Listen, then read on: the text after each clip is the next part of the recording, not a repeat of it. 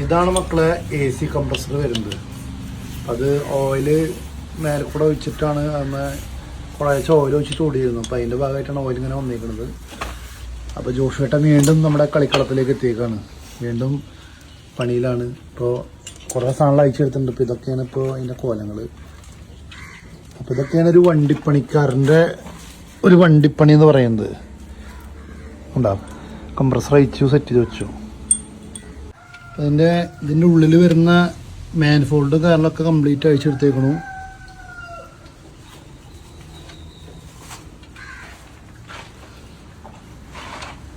അങ്ങനെ നമ്മുടെ ഈ സൈഡ് മുഴുവൻ അഴിച്ചു കഴിഞ്ഞു. അപ്പോൾ ഇഞ്ചിൻ ഇറക്കാൻ വേണ്ടിയിട്ട് ഇതിൻ്റെ അടിയിലത്തെ എല്ലാ അഴിക്കാൻ വേണ്ടിയിട്ട് ജോഫേട്ടൻ തയ്യാറെടുത്തിരിക്കുകയാണ്. ജോഫേട്ടൻ താഴെ കിടന്നിട്ട് അതിൻ്റെ കാര്യങ്ങളൊക്കെ നോക്കുന്നുണ്ട്. ജോഫേട്ടൻ ഓക്കെ അല്ലേ?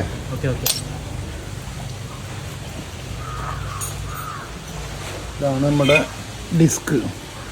ഇതാണ് ബ്രേക്ക് പിടിക്കുമ്പോൾ വണ്ടി നിൽക്കുന്നത് കാരണം കേട്ടോ. അതൊക്കെ കുറേ സാധനങ്ങൾ അഴിച്ചു വെച്ചിട്ടുണ്ട്. അതൊക്കെ ഞാൻ ലാസ്റ്റ് കാണിച്ചു തരാം. അത് ബ്രേക്കിൻ്റെ ഇത് ഷോക്കപ്പ്. ഇത് പഠിക്കുന്നുണ്ടോ ജോഫേട്ടാ? എന്തിൻ്റെ? എൻജിൻ പുള്ളി. അപ്പോൾ എൻജിൻ പുള്ളിയാണ് ഇപ്പോൾ ജോഫേട്ടൻ ലൂസാക്കിക്കൊണ്ടിരിക്കുന്നത്.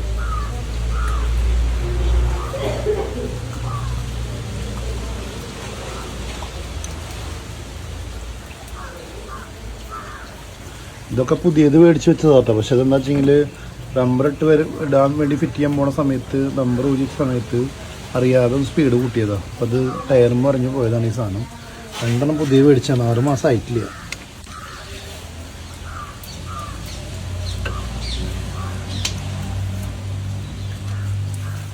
ജോഫേട്ട ഇത് അയച്ചുകൊണ്ടിരിക്കുന്നുണ്ട്. ഇത് അയച്ചു കഴിഞ്ഞിട്ട് നമുക്ക് ബാക്കി കാണാം.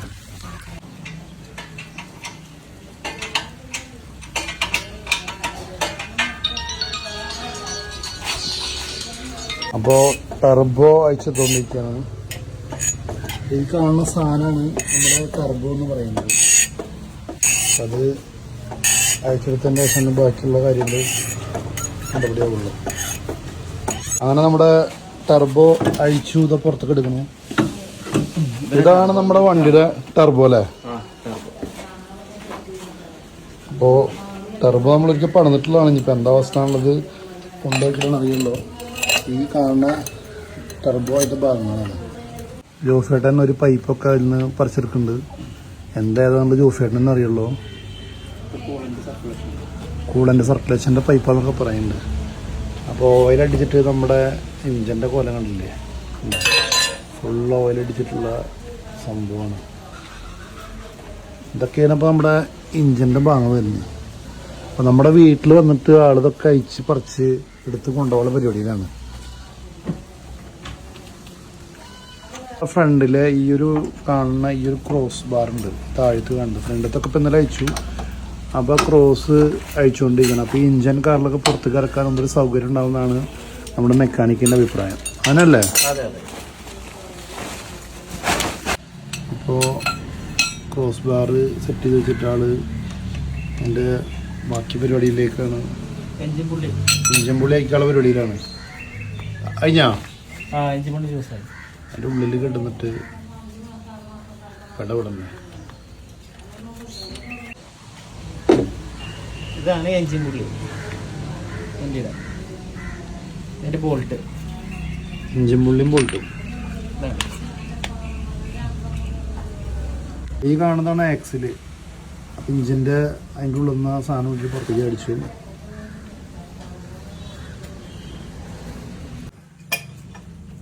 ഓൾട്ടർനേറ്ററിൻ്റെ ബ്രാക്കറ്റാണ് ഈ കാണുന്നത്. അതിൻ്റെ ബോൾട്ടൊക്കെ ഇനിയിപ്പോൾ അടുത്ത സാധനം വയ്ക്കാൻ വേണ്ടി പോവാണ് മൂപ്പര്. ആയിട്ട് ഗിയർ ബോക്സ് അയക്കാനുള്ള തന്ത്രപ്പാടിലാണ്. ഗിയർ ബോക്സിൻ്റെ ബോൾട്ടുകളൊക്കെ അയച്ചുകൊണ്ടിരിക്കുകയാണ്. അഴിച്ച് കഴിഞ്ഞിട്ട് ഗിയർ ബോക്സ് ഇറക്കും.